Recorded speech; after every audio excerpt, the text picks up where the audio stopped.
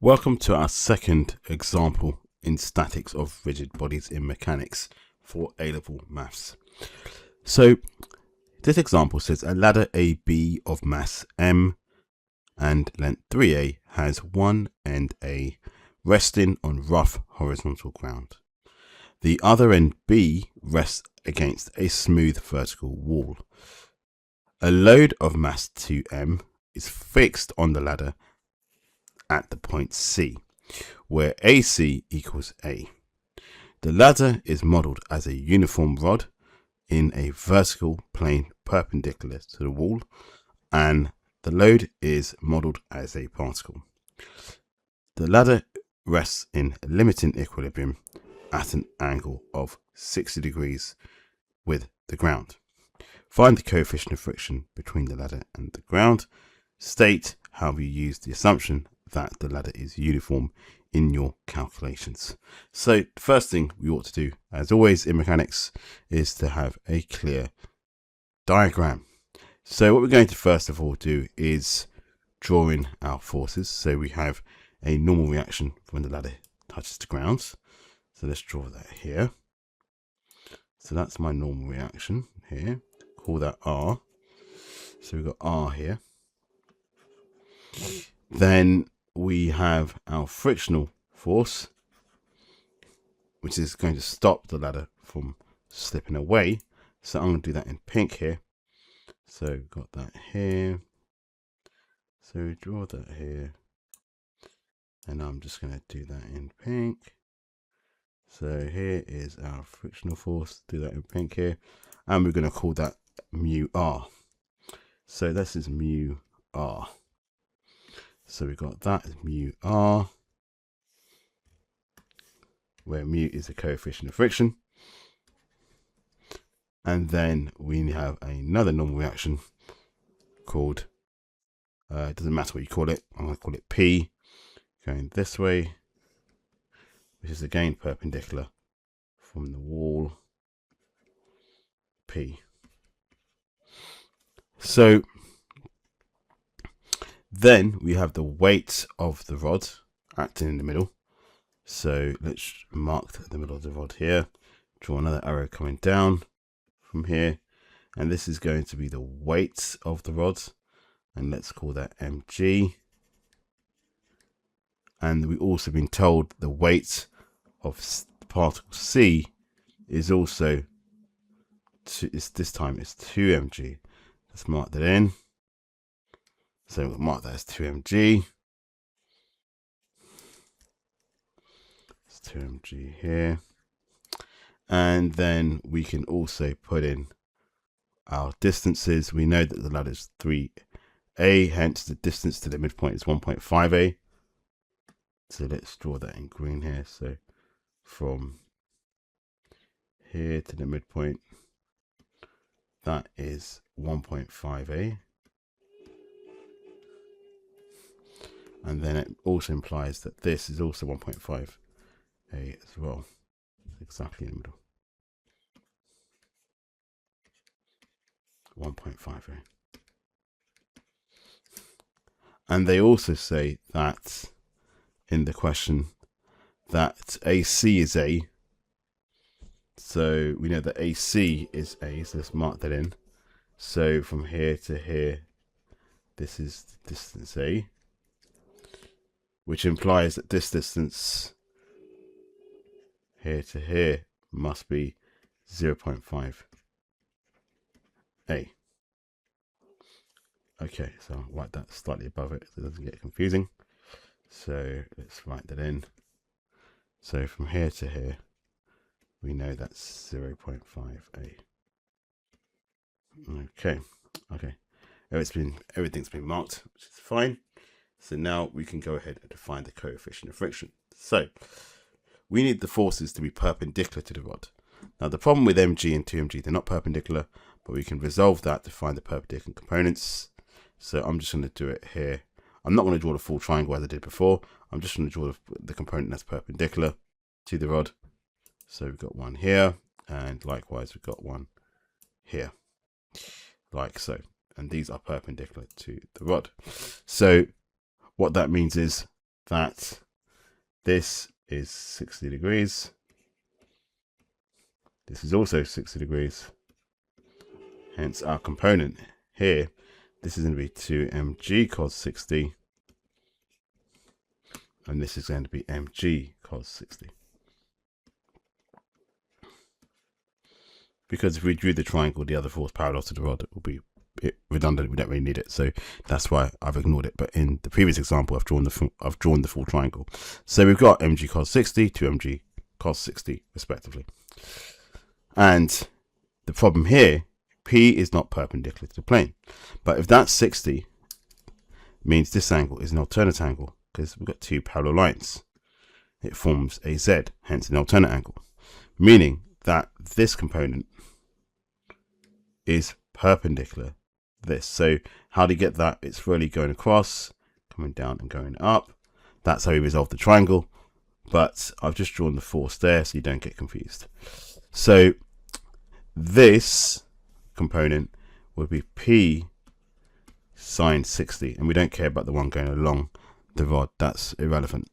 So now we've got the force that's now perpendicular to the rod, P sine 60, and that's a distance of 3a away from A.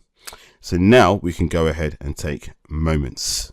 Okay, so let's go and take moments about A. So let's do that. So taking moments about A, taking clockwise is positive. Well, what forces are going to go clockwise? Well, it's mg cos 60 and 2mg cos 60. So mg cos 60 is exactly 1.5 1.5 meters away from A. So we can do 1.5 times mg cos 60. So it's 1.5 times mg cos 60 plus the other force, which is 2mg cos 60, the other perpendicular components, times by the distance towards A, which is going to be A exactly. Okay, so that's A.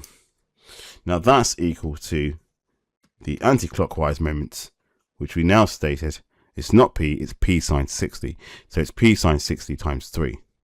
So it's 3A, as in 3A, not just 3A. So it's 3A times P sine 60. So what we can do is eliminate all the A's first. So what we get is 1.5 mg cos 60 plus 2 mg cos 60 will give me 3.5 mg cos 60 equals to 3 sine 60 times P. Well, if we divide that, we've got P now. So P is 3.5 mg cos 60, all divided by 3 sine 60. 3 sine 60. So now that I know what P is, I'm going to leave P like that. Now what I'm going to do is resolve horizontally and vertically. So if I resolve vertically, first of all, that's now going to give me R equals to 3mg. So that's fine. So because it's in equilibrium, we can say R minus 3mg equals 0. Therefore, R is 3mg. Then we're going to resolve horizontally. And if we resolve horizontally, we can say mu R is equal to P. So let's write that down. P equals to mu R. In other words, mu times 3mg, that's what R is equal to P. Now we just worked out that P was 3.5 mg cos 60. So 3.5 mg cos 60 all divided by 3 sine 60. So dividing by, well, we can cancel out the mg's. they cancel out, and then what we're going to get is mu is 3.5 cos 60 all divided by 9 sine 60. So, and now we can just use a calculator to work that out.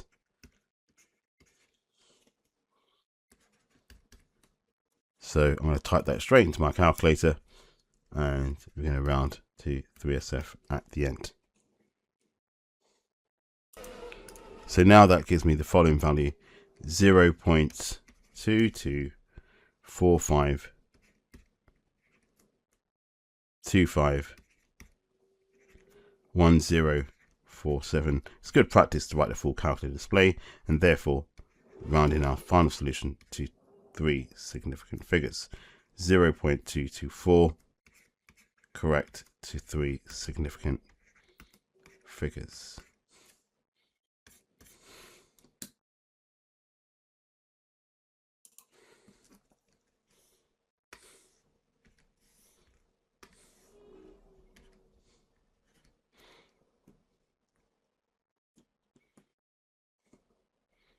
So that's 0.225 rounded correct to 3 significant figures. Now the assumption they asked for is, what's the assumption of the rod being uniform? We say the following. We say the assumption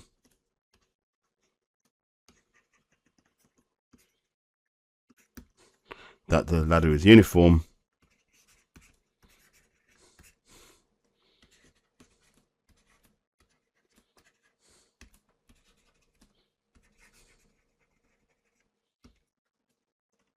allows you to assume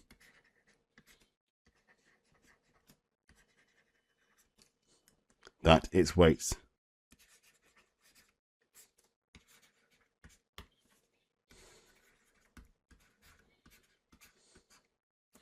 acts at its midpoint. Acts at its midpoint. There we go. That example is now complete. Here is a question for you to try. You can pause the video, and when you're done, I will go through my work solution. Okay, welcome back. So the first thing we ought to do is to draw a diagram. So let's go ahead.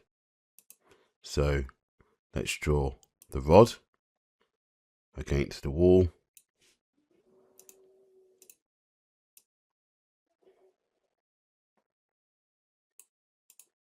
Got the ground. Like so.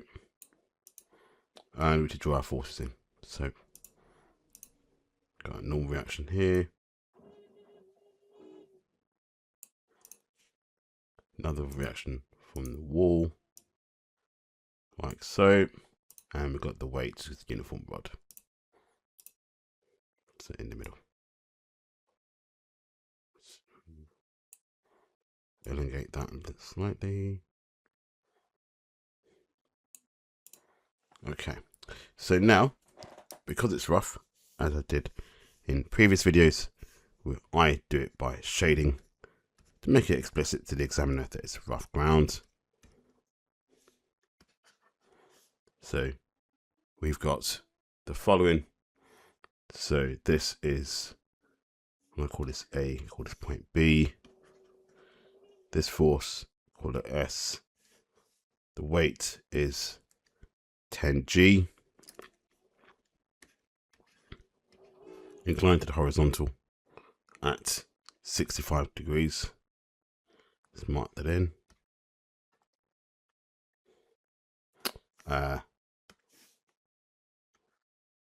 Friction.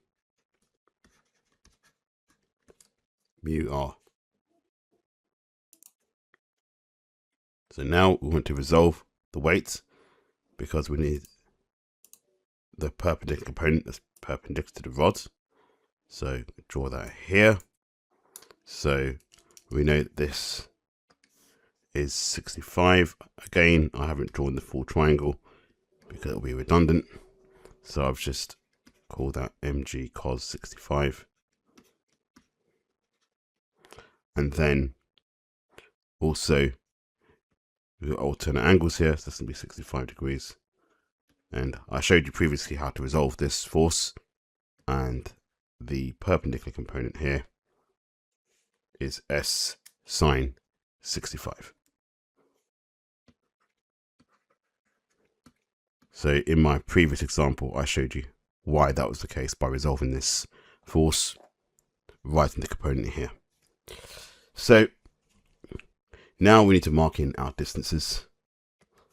So we've got 2.5 meters to the midpoint because the rod is 5 meters. So we can mark that in here. And likewise here, going across 2.5 meters. Okay. So the first thing we ought to do is to take moments about A.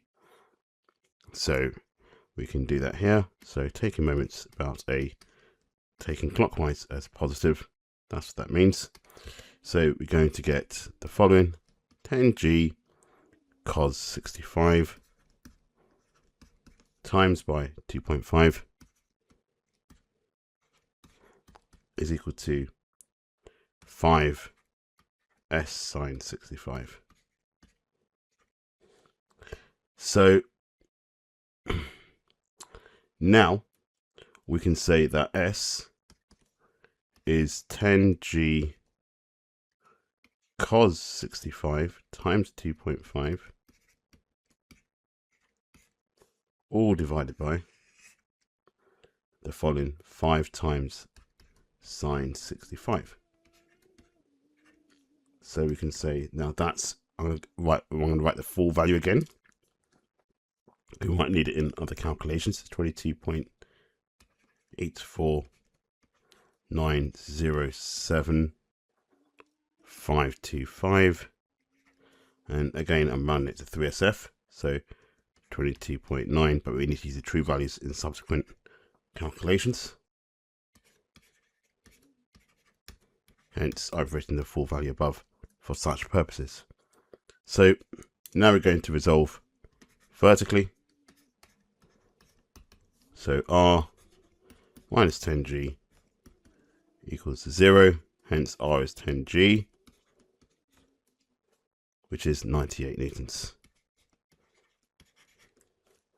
So if we resolve horizontally, according to our diagram, we can say that mu r equals s, hence mu is s over r. So in our case, we got s to be 22.84907 and so on, all divided by the value of r, which we got was 98. And that's simply going to give me the following: 0.2331538291, and we're going to round this correct to 3 significant figures. Therefore, mu is 0.233. That's been rounded correct to 3 significant figures.